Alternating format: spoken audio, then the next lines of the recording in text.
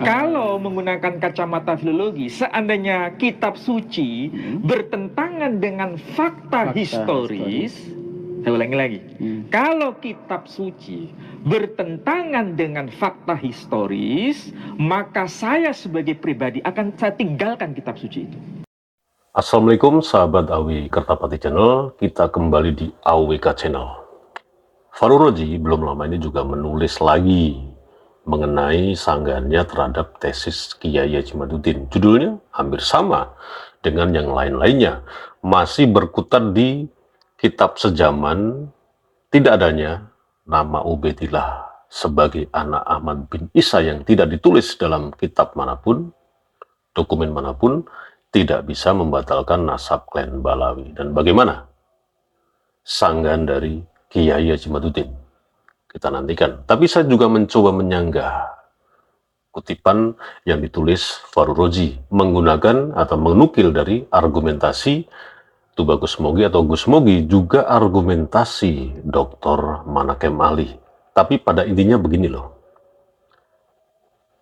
bahwa ketika Balawi menanyakan balik tentang dalil, tentang sanad, dan kekosongan waktu selama 550 tahun tidak ditulisnya Ubaidillah sebagai anak Ahmad bin Isa di kitab manapun, di dokumen manapun, tidak bisa membatalkan nasab klan Balawi, karena menurut Balawi mana sanadnya, mana dalilnya. Pertanyaannya harus kita balik ke mereka, karena Kiai Haji Madudin tidak sedang membuat penelitian mengenai sanad, mengenai dalil. Kenapa demikian? Karena apa? Baru pada abad ke-9, ini menurut Kiai Haji Madudin ya, Ubaidillah sebagai anak Ahmad bin Isa itu baru ditulis. Kalau demikian, kontradiksi yang ditanyakan oleh Balawi, mana sanadnya, mana dalilnya dari tesis Kiai Haji Madudin, ya sebaiknya klan Balawi harus menyuguhkan sanad dan dalilnya dari apa yang ditulis oleh para tokoh-tokoh yang mendokumentasikan atau menulis Ubaidillah anak Ahmad bin Isa yang ditulis pada abad 9.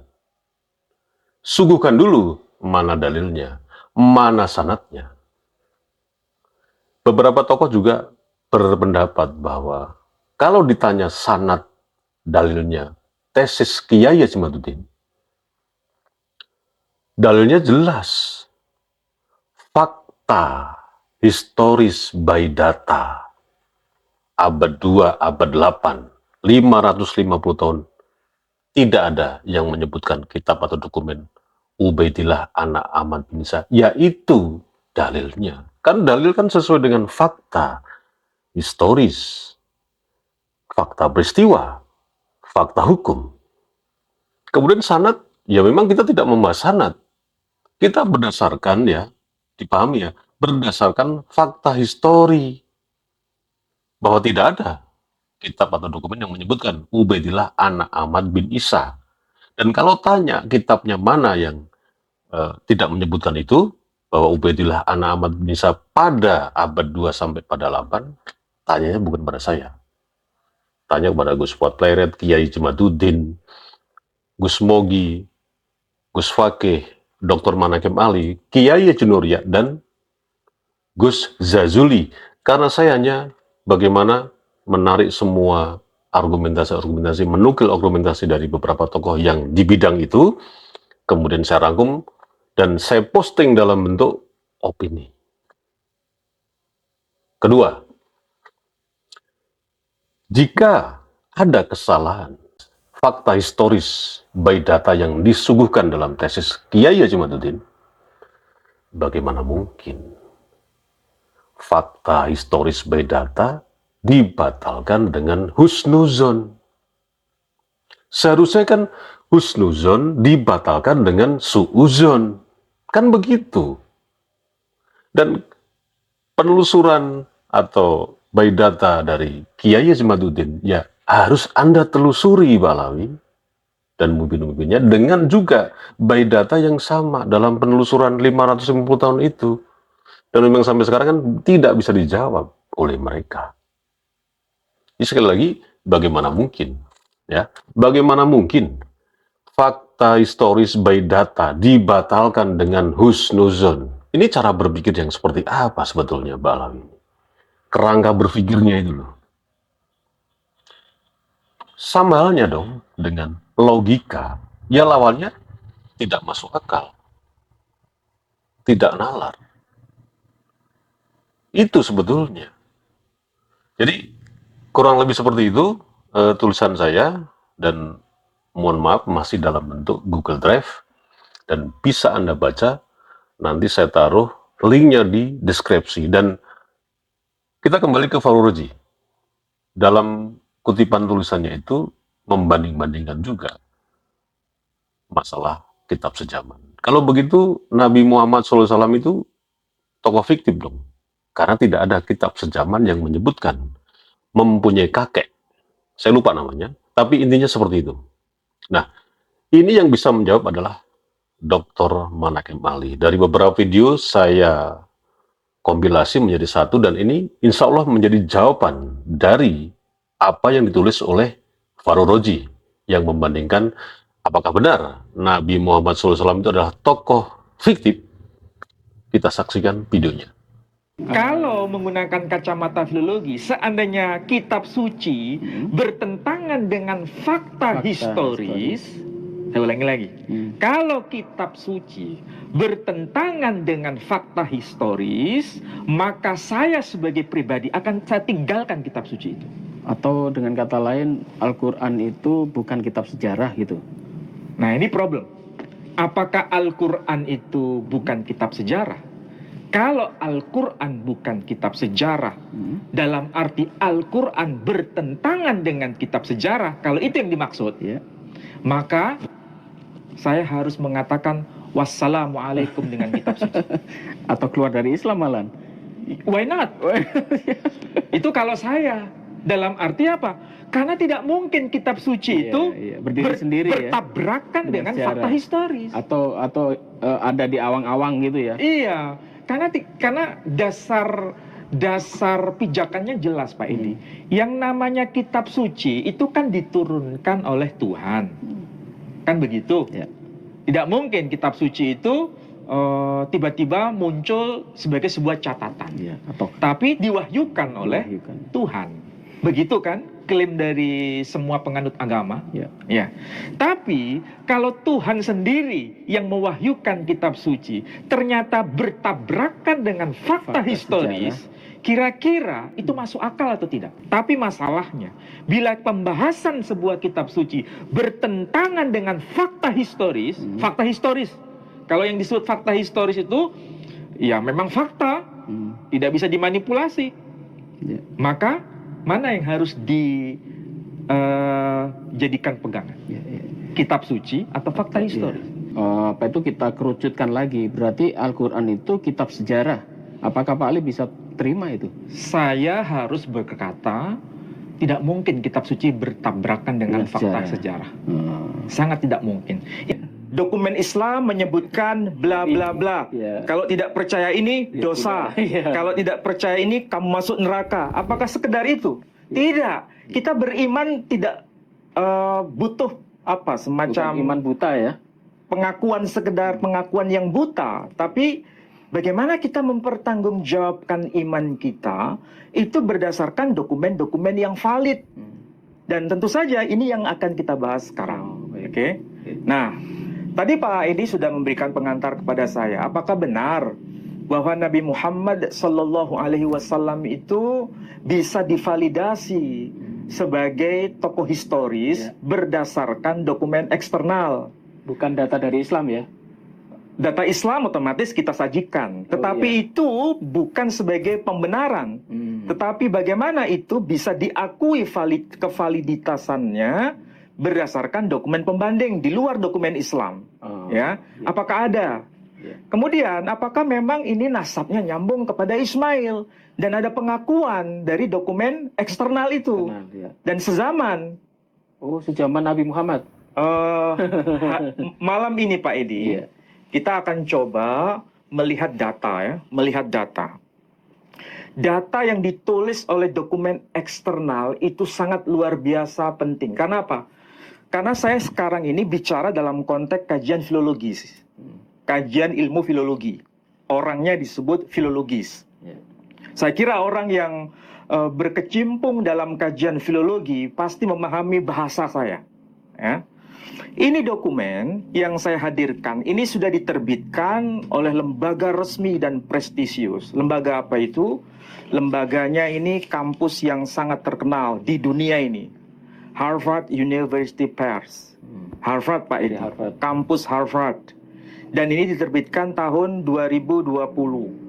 Sebetulnya ini dokumen kuno, tapi dicetak ulang, ya. dicetak ulang sampai zaman 2020. kita ya. Tahun terbitnya tahun 2020. Nah, kalau kita lihat dari data yang sifatnya data akademik, beliau itu lahir tahun 560 Masehi, meninggal atau wafat tahun 638 Masehi. Perhatikan ini angka penting Pak Edi. Ya. Tahun 560 Masehi kalau dia dilahirkan, Nabi Muhammad SAW sudah lahir belum? Itu belum itu. Belum. Ya. Nabi Muhammad itu lahir tahun 571 Masehi. Berarti sebelum Nabi Muhammad SAW dilahirkan, Sophronius sudah lahir lebih dulu. Ya. Sophronius meninggal tahun 638 Masehi. Ya, 638 Masehi. Ya. Nabi Muhammad SAW itu meninggal tahun 632 Masehi. Oh, selisih sedikit ya. Ya, berarti ketika Nabi Muhammad SAW meninggal, Sophronius sebagai rahib Kristen yang tinggal di Yerusalem masih hidup. Berarti ini dan menulis buku ini. Dan menulis buku ini. Dan ini berarti dokumen yang sezaman dengan sang tokoh yang bernama Muhammad SAW ataukah tidak? Sezaman. Sezaman. Ya. Ini catatan bagi siapapun yang berdebat mengenai tokoh Ubaidillah. Ya. Apakah dia tokoh fiktif atau tokoh historis? Harus menggunakan kacamata yang sama. Ketika bicara mengenai nasab Nabi Muhammad SAW, adakah dokumen eksternal di luar dokumen Islam Sezaman itu. yang sezaman dengan sang tokoh yang bernama Muhammad SAW? Ini saya hadirkan dokumennya. Tulisan dari Sophronius, rahib Sophronius. Sekali lagi, lahir tahun 560 Masehi, meninggal tahun 638 Masehi. Ini sezaman dengan hidupnya Nabi Muhammad SAW. Oke? Ya. Ya. Sekarang, apa yang beliau komentari berkaitan dengan Nabi Muhammad SAW, baik secara langsung atau secara tidak langsung. Nah, saya ringkas saja di sini ya Pak Edi. Itu pakai bahasa apa ini, Pak? Beliau menggunakan bahasa Yunani, bukan bahasa Arab. Oh. Oke? Berarti jelas ini adalah dokumen eksternal, Ya. bukan bahasa Arab, Bukan bahasa Arab. tapi bahasa Yunani. Greek language, Ya. bahasa Yunani, dan sudah diterjemahkan ke dalam bahasa Inggrisnya. Ini awalnya homili, tapi dicatat, ya. Dan ini sezaman dengan kehidupan beliau. Jadi ada 3 kata kunci, ya. Kaum Sarasen, Ya. kaum Ismail, Ismail. kaum Hagaren. Ya. Siapa mereka ini? Apakah mereka ini ada kaitan dengan tokoh yang bernama Muhammad Sallallahu Alaihi Wasallam, Ya. atau tidak ada hubungan sama sekali? Kalau kita mau belajar secara ilmiah, Pak Edi, kita harus hati-hati menggunakan data. Karena ada kemungkinan penafsiran yang menyimpang, yang sebenarnya tidak tepat. Ungkapan kaum Sarasen di sini dalam bahasa Yunani disebutkan Sarakeniken, ya, Sarakeniken. Sarakeniken itu dari dua kata. Sara, Ya. berarti Bunda Sara. Oh. Kenos. Ini berarti nasabnya disandarkan kepada Sarah. Ya. Kemudian Hagaren. Hagaren. Kalau bahasa Yunaninya disebut agarikon. Dari dua kata juga. Dari kata agar itu ya Hagar. Ibu ajar. Kemudian kenos, berarti nasabnya disandarkan kepada Hagar. Kemudian Ismail, kaum Ismail ya. Kalau di bahasa Inggris Ismailite, kaum Ismail, kaum keturunan Ismail. Dalam bahasa Yunani di sini menggunakan istilah Ismaelitiken. Ismaelitiken sama dari kata Ismail ya plus kenos. Jadi Ismail plus kenos, Ismaelitiken. Sarah keniken, Sarah plus kenos. Agariken atau agarikon itu agar plus kenos. Artinya nasabnya nyambung kepada Ismail, nasabnya nyambung kepada Sarah, nasabnya nyambung kepada Hagar. Siapakah mereka ini? Mereka itu yang dimaksud adalah satu kumpulan suku bangsa. Yang sebenarnya itu adalah keturunan Ismail, tetapi juga disebut sebagai keturunan Hagar secara biologis. Dan sekaligus sebagai keturunan Sarah secara yuridis. Jadi kalau kita mau jujur dengan fakta dan data, dokumen, kitab, sekali lagi harus dengan bukti, dengan kitab, dengan dokumen. Ini saya hadirkan datanya. Dan ini ditulis dalam bahasa Yunani. Dan jelas disapa dengan sebutan Ismaelitiken. Nasabnya nyambung kepada Ismail, kaum keturunan Ismail. Sekaligus kaum keturunan Hagar. Sekaligus kaum keturunan Sarah secara yuridis.